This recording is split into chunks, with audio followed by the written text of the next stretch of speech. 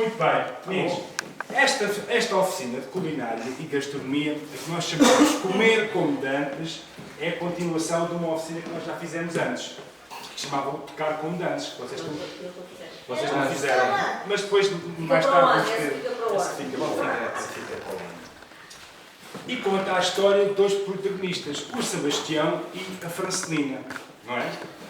Na primeira parte, no Tocar como Dantes, eles tinham-se acabado de conhecer e depois, mais tarde, eles decidiram casar. E então, foi neste momento que nós fizemos então esta oficina, o Comer como Dantes. Enquanto a Francelina tinha como tarefa limpar a casa, organizar a roupa, aviar o alforje para o Sebastião lá para o campo, o Sebastião pertencia à classe do campesinato, não é? Era um trabalhador rural, tinha que ir para os campos trabalhar, para os campos que ficam entre a vila de Azambuja e o rio Tejo, não é? Os campos da Luzia ou da Borda d'Água, certo? A nossa cozinha e culinária é uma das mais ricas e variadas do mundo. Isto porquê? Porque pelo nosso território passaram diversos povos, não é? Desde os fenícios aos romanos, dos visigodos aos mouros, não é? A todos os povos que passaram por cá, eles deixaram-nos a sua cultura e o seu saber, não é? E que nós, portugueses, aproveitámos para quê? Para implementar na nossa culinária e na nossa gastronomia, certo? Depois, mais tarde, com os descobrimentos, que eu falei-vos disto, não falei em Valparaíso? Não falei? Mais tarde, com os descobrimentos, os portugueses chegaram à Índia. E foi da Índia que eles trouxeram novos tipos de produtos. Como, por exemplo, as especiarias, não é? A pimenta, os cominhos, o coral, tudo o que era especiarias que eles trouxeram da Índia. Para quê? Para enriquecer os pratos aqui na Europa. Depois, mais tarde, os portugueses chegaram ainda ao Brasil. E é do Brasil que eles trazem o milho, a batata e, sobretudo, aquilo que vocês gostam muito, o açúcar. Não é? E tudo isto serviu para enriquecer a nossa gastronomia.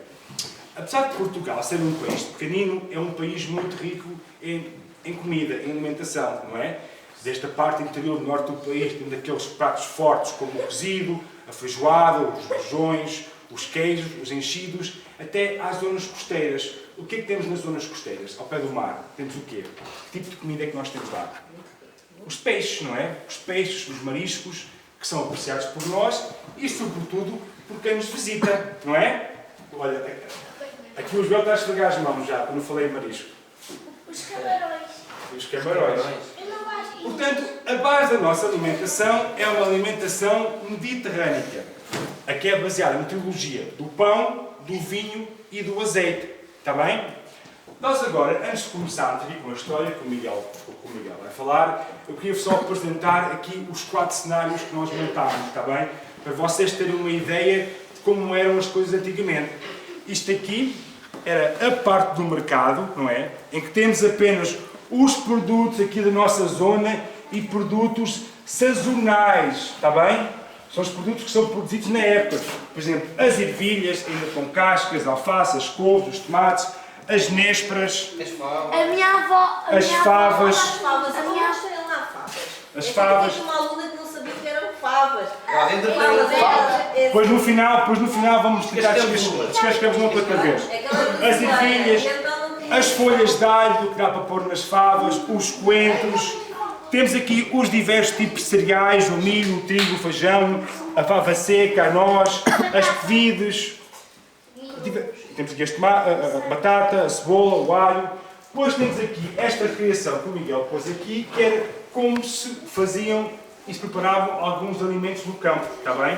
Depois o Miguel, mais à frente, explica. Aqui temos a parte da cozinha tradicional, com os respectivos apetrechos, não é? Esta pia que servia para as pessoas limparem as mãos, antes de haver água canalizada, era assim que as pessoas limpavam as mãos e a cara. E aqui temos a criação de uma pequena taberna. A taberna era dos poucos espaços de lazer que as pessoas antigamente tinham, está bem? No final já perguntamos, pode ser? Então nós agora vamos começar com a nossa história. É verdade. A história começa assim. Pão, pouca terra, pouco pão, pouco pão. Assim que chega ao trama, a malta põe-se logo caladinha. Ai, se eu pudesse ir num vagão para outra terra sem ser a minha. Palavras da Francelina. Casou com o Sebastião. Ainda há bem pouco tempo, o rapaz se apaixonou por ela. E lá veio o casamento. Antigamente chamavam pão ao cereal, ao dinheiro e à alimentação. E as colheitas, por tradição, eram veneradas e benzidas. E também o gado e as vidas, que o trabalho não engorda, só se for com muita sorda, feito ao domingo pela Francelina, que era o dia em que ela aviava o alforje, para o Sebastião ir para o campo. Uma semana a trabalhar, era. Só distraía com as modas, tocava na harmónica vocal, porque a fome era uma moleita. Ele tocava um valso colado num caminho do trabalho cansado. Uma semana de cantigas no alforje aviado.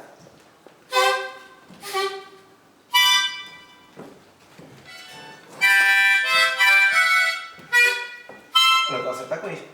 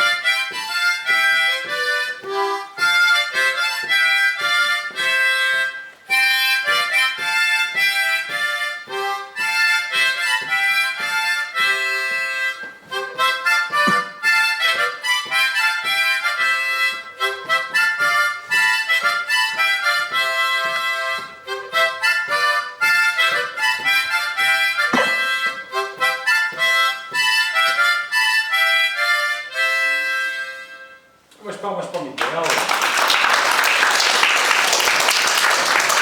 Esta moda de gaita de beiços chama-se Oliveirinha da Serra. Então, que tipo de trabalhos é que o Sebastião ia para o campo fazer naqueles tempos? Não nos podemos esquecer que era uma altura em que não haviam as máquinas nem as alfaias agrícolas que nós temos hoje, não era? Portanto, era preciso muita mão de obra para trabalhar aqui os campos da Lesíria.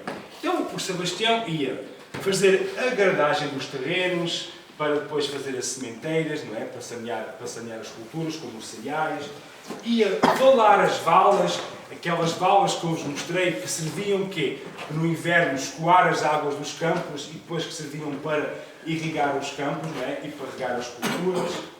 Ia cuidar do gado e um dos trabalhos mais importantes era trabalhar na eira. Na eira era onde separava o trigo do joio, ou seja, o cereal da palha. E quando se trabalhava na eira, muitas vezes os trabalhadores era lá que dormiam, passavam lá a semana inteira, em casebres e em casinhas improvisadas para o efeito. Ficavam lá a semana inteira e para isso levavam o tal alforje de veado. Mas havia ainda uma grande diferença relativamente aos dias de hoje. Era o horário das refeições. Eles começavam logo de manhãzinha, ainda de madrugada, com a chamada parva ou mata-bicho. Trabalhavam um bocadinho, volta das 10 da manhã, enquanto vocês lancham, eles almoçavam. Trabalhavam mais um bocadinho e eram 2 da tarde. 2 da tarde, hora de jantar. Hora de jantar. Trabalhavam mais um bocadinho, até às 5 horas, que era a hora da merenda. E depois trabalhavam ainda quase até o sol se pôr e dava-se então a hora da ceia. Depois da ceia, eles aproveitavam um pouco para pôr a conversa em dia. Muitas vezes usavam alguns instrumentos tradicionais, como é o caso daquela gaita de beiços, que o Miguel já vos mostrou. E pronto, depois recolhiam e iam dormir para o próximo dia, para voltarem então à labuta. E era assim que as pessoas viviam. Mas a história continua. O sol ainda não tinha nascido, já o Sebastião caminhava pela estrada de Macedão. Levava a caldeira e a burra às costas. No alforje tinha 2 postas de bacalhau para assar, 3 pães de quilo para a semana. E ainda para o sustentar e para fazê-la pardana, alho, azeite e sal que vão dentro do forninho. Oh, isto são eles. Estes ingredientes não podem faltar. Ora, um palhinhas 2 litros e 2 sardinhas salgadas já sardentas, conservadas em barricas. Sem azeitonas não ficas. Ah, Sebastião, o homem dos rijos, junto à eira, há barris como aquele em madeira, com água que é da boa. Ou então, quando não há, ele bebe água da vala, da bafua, porque a água faz falta. É o sustento do ser e da malta. É certo que o leite da mãe é a melhor bebida que o mundo tem. E quando chorava em pequeno, a mãe dava-lhe pão com açúcar, para ele ficar sereno. pronto para as agruras da vidinha. Ora, chegou à casa da malta, na ilha, uma canseira na debulha, do cereal, do pão, e chegou-se a refeição. Às 10 da manhã, foi almoçar. E o que é que ele fez? Fez uma peixinha com um bocadinho de pão e um naco de tocinho, enxugou aqui com um bolo de vinho. E estava feito um bocadinho. Às 11, agarrou-se à forquilha e foi mexer na palha. E trabalhando com muita calma, deu uma cuspidela na palma. Mas a fome atrapalha. E são 2 da tarde. Está na hora de jantar. Ora, pôs a lenha a arder, foi ao barracão buscar umas batatas para descascar e foi pô-las a cozer. Vamos ver o que se arranja. Para fazer marmanja é preciso um pouco de pão. Mas primeiro o que é que ele fez? Descascou uma batata. Joana, esta comida afomata. O pão para a caldeira é cortado, assim aos bocadinhos, e depois com água é amassado, assim.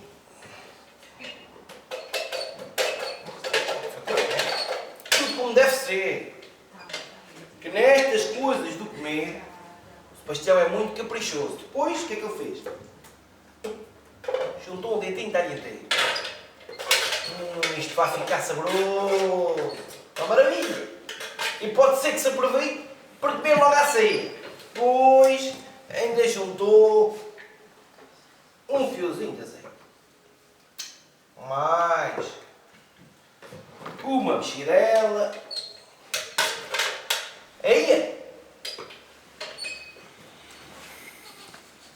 já está pronto e cheira bem. Ora, a marmanja é de cá também. Como não tinha meias medidas, está quente.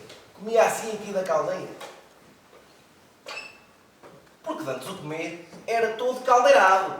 Agora o esquinho, companhia herdeira do fado, tocava, sabem onde? No harmónio. E à desgarrada o António, que as raparigas da Ceifa a ver, depois de comer, lá se cantou assim.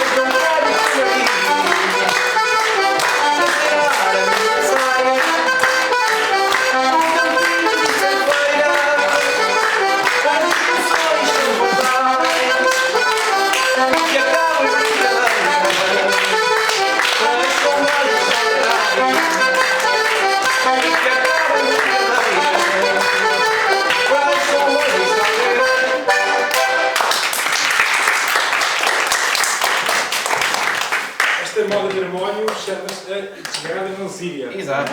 E foi escrita ali pelo nosso amigo Sebastião. É verdade. Seguiu-se a sesta. A seguir ao jantar. Entretanto, passaram por ali 2 pescadores que vinham da banda do Tejo.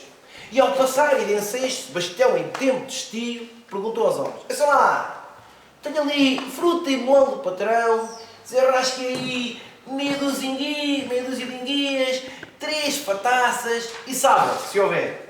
E o pescador que prosseguia disse, bom, ora deixa lá ver. Até pode ser, se nos der fruta, feijão e melão. Ora, e assim se fez a troca. Nada melhor que o boca a boca. E à noite, à ceia, no barracão da eira, sempre que a burra espetada, a caldeira fumegava. Cozinharam umas enguias com tomates ali da horta. Batinhos como aqueles. Batatas, cebola, azeite, alho e sal. Outra vez, comeram da caldeira, sabe quantos homens? 3 homens, 3. E por hoje estava feio. Como conta a nossa história, e como o Miguel já falou, os trabalhadores rurais de então aproveitavam alguns produtos agrícolas que tinham a mais para trocar por peixe. Este peixe era apanhado aqui nas valas e no rio Tejo. E quem é que apanhava este peixe? Eram os avieiros, a comunidade avieira. E como é que apareceram os avieiros aqui na nossa zona? Não nos podemos esquecer que há cerca de 100 anos atrás, ou ainda mais para trás, como já vos disse, não havia as máquinas para trabalhar nos campos. Portanto, aqui para os campos da Zambuja e do Rio Atejo, vinha gente de todo o país, do Alentejo, das Beiras, e veio esta comunidade de uma zona chamada Vieira de Leiria, daí o seu nome, Avieiros. E essas pessoas dedicavam-se à pesca. Só que, entretanto, eles vieram para cá para trabalhar aqui nos campos, numa altura em que havia trabalho. Depois, quando acabava esse trabalho, em vez de regressarem às suas origens, não. Eles optaram por ficar aqui nesta zona. E eles viviam aonde? Viviam em pequenas embarcações típicas, muito coloridas, que se chamavam bateiras.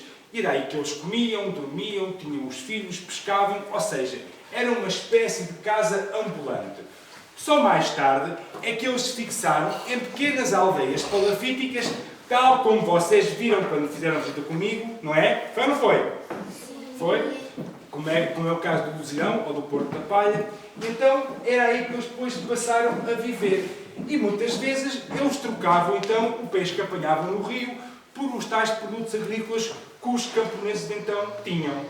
Certo? Não nos podemos esquecer que estamos a falar de uma época em que a maior parte dos terrenos aqui pertenciam a meia dúzia de lavradores ricos, que eram os donos dos terrenos. E eram esses lavradores que davam emprego à maior parte da população que pertencia à classe do campesinato rural. Certo? Então, quando chovia, quando havia aqueles invernos muito frios e rigorosos, com muita chuva, os campos ficavam cheios de água. Muitas vezes, cheios do Tejo. Chegavam aqui à porta do Val Verde. Então, era uma altura em que eles não podiam trabalhar, não é? Portanto, muitas vezes a barriga começava a dar horas. É ou não é?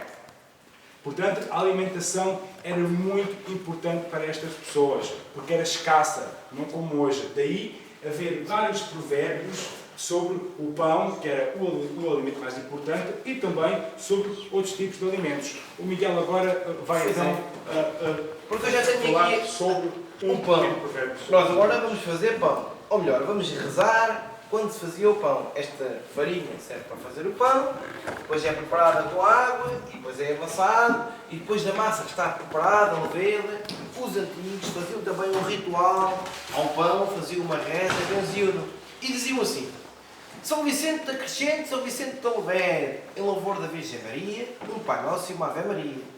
São Mamé da Levede, São Vicente da Crescente, São João que te faça pão, Nossa Senhora te dê a sua santíssima bênção. Deus te acrescente para mim e para toda a minha gente. E depois da massa já está bem movida, diziam assim: cresça o pão no forno e a graça de Deus pelo mundo todo, em louvor da Virgem Maria, um Pai Nosso e uma Ave Maria.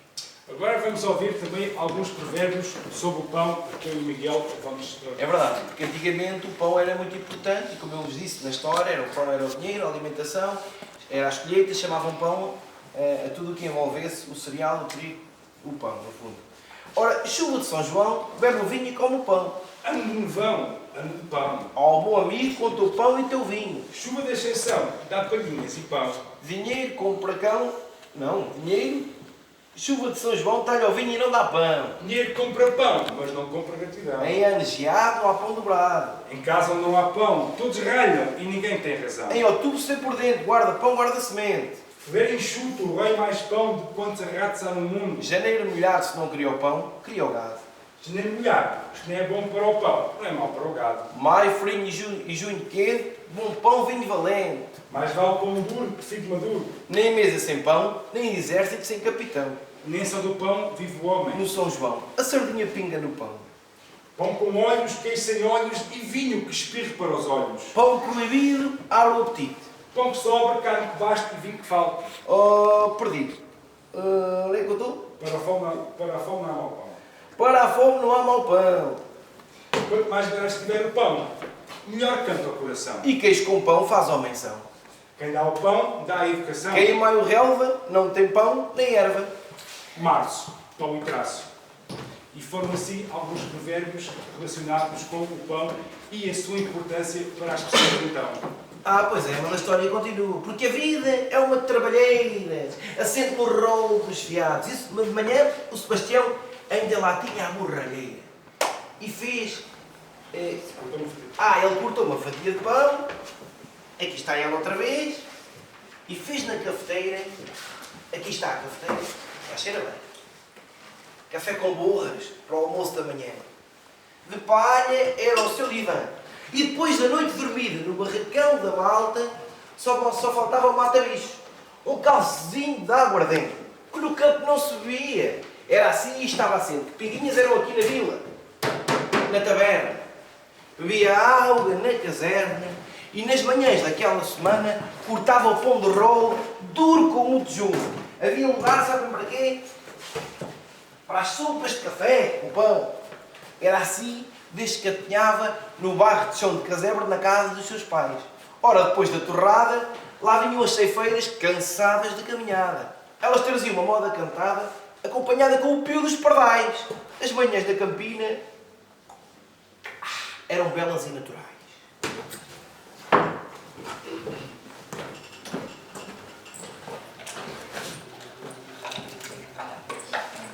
Mas mais uma moda. E esta chama-se Azeitona.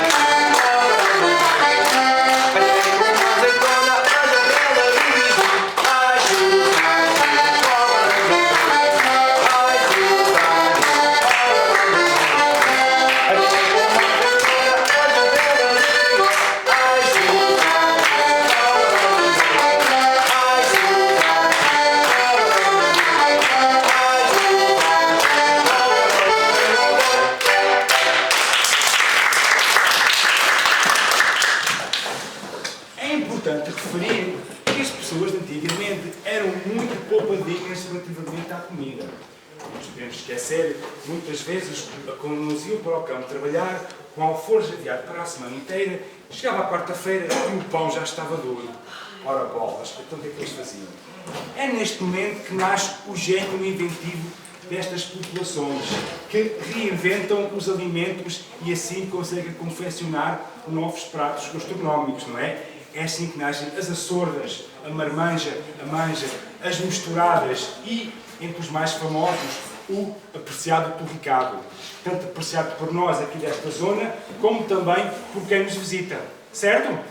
E era assim que as pessoas viviam. Ora, bom será dizer que os alimentos do Farnel tinham de dar até sábado, dia em que o Sebastião partia para a vila. Sebastião fazia muitas refeições, mesmo com pouco tostões. E no almoço de quarta-feira, já com a fome sacudiu, tirou ali do saquinho do alforje um pão de quilo. E, enquanto as chamas crepitavam,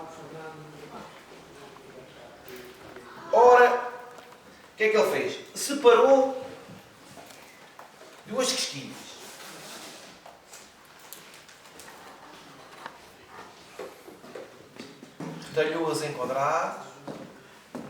colocou-as aqui no calor das brasas, retalhou-as em quadrados, loiras como maravilhas, pôs torradinhas no calor das brasas. E com uma posta de bacalhau acompanhou o torricado com alga da cabaça. Ora, o homem do campo da borda d'água tinha o seu fado de fazer do pão o torricado. O que é que ele fez? Colocou aqui o torricado no espeto de pau, a experiência não estava mal, na brasa ao ponto rojo. Seguidamente, esfregou com o dedo de alho. Este homem trabalha. E depois pôs, eu vou até pôr esta que está mais bem feita. Depois o que é que ele fez? Pôs umas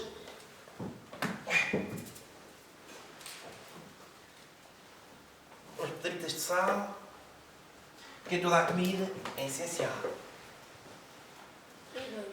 Ora, depois destas mãos retalhadas do sofrimento da vida, o que é que colocaram no pão? Azeite no pão, mas com conta e medida. E como o azeite fervido é melhor para comer, vem aqui ao Brasil. Chegou o pão ao Brasil para ouvir o azeite a ferver. Tem que chiar. Mais uma passagem pelo Brasil e depois é que vai estar pronto para ser comido. E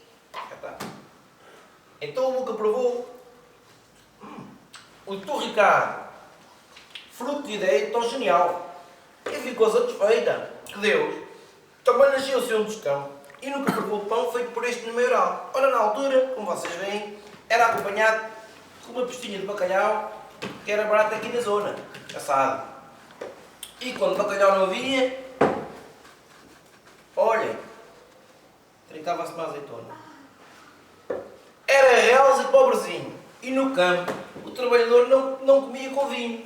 Que Deus também me dava o bueiro.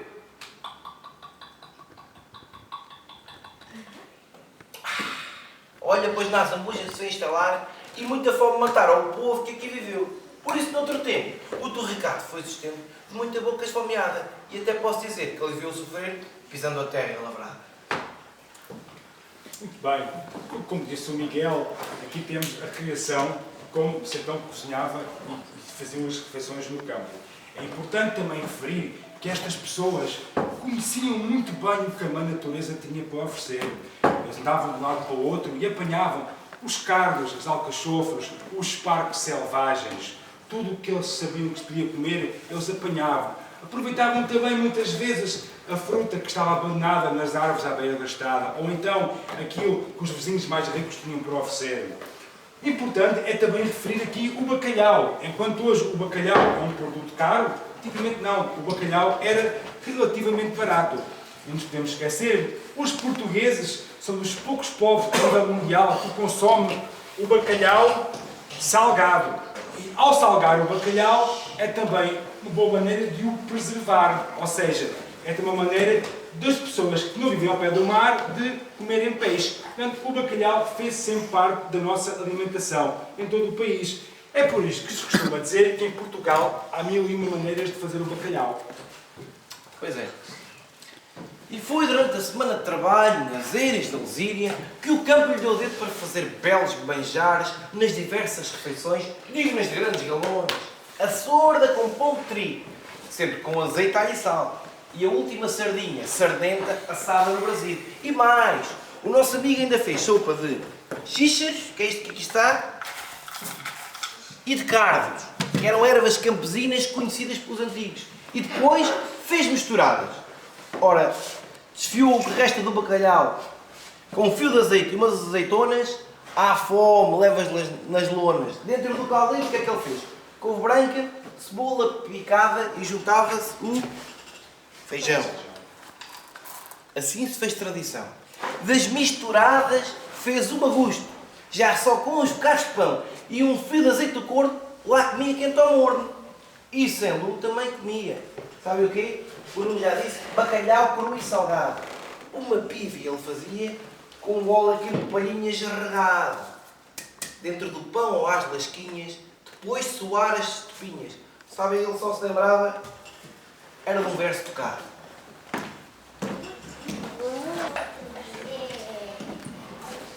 E agora vamos à moda do tio Mateus. Se eu conseguir.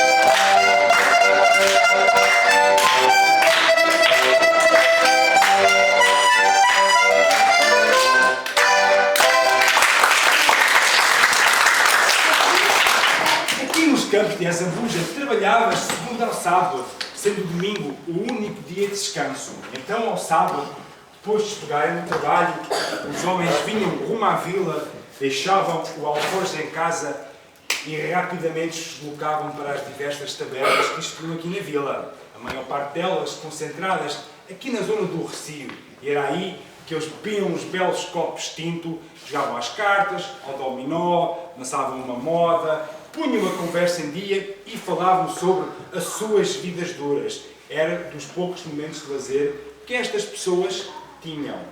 Isto não nos podemos esquecer.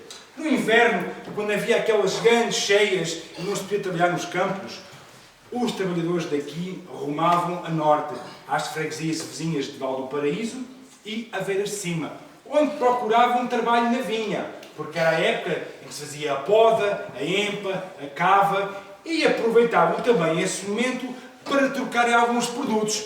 Por exemplo, daqui de baixo levavam um alqueire de milho, ou um alqueire de trigo, e lá de cima trocavam por um belo garrafão de vinho, ou então até por um belo de um enchido, a chamada linguiça. E era assim que as pessoas viviam. Ora, ao sábado, o Sebastião chegou a casa. Olá, Francelina. Deu um beijo à Francelina. Foi à taberna com uma sede pequena. Viu 3 tintos sem parar.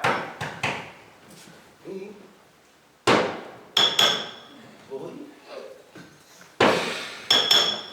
3. E logo se começou a gabar. Sabe bem estar em Azambuja. A taberna é uma lambuja. Oh, taberneiro, dá-me aí vides e caroços e azeitonas com caroços para ir jogar esta cantiga. Traz também para mola, homem. Duro já estou farto. Muita fartura já o tive. Barriga a dar hora. Ora, amanhã vou beber leite. Que o leiteiro deixa-me lá à porta. Mas antes de me dar por isso, venho aqui ao mata-bicho. E ao almoço, com porco. Uma cepada de feijão com toucinho e linguiça que me deu o tonho da milhariça quando andei nas cavas, no inverno na Aveiras. E à tarde vou na carroça do Francisco Zé, ouviste? Buscar a vinha, Valparaíso e uma pinga de Aldopé. Estas jornadas no verão sempre me deram algum. E pelo caminho ali do Malcorado apanho marmelos para a mulher fazer uma marmelada. Ela segunda-feira vai aos casais comprar fruta dos casais de baixo, do nosso algarve da Azambuja. E lá do alto conselho, Dom Manel que me deu vinho, um alqueiro assim destes, de milho, me deu o patrão. Mesmo não ando mais sementeiras, eu sou o melhor moço das eiras e eles tratam bem, por isso, ouve lá bem.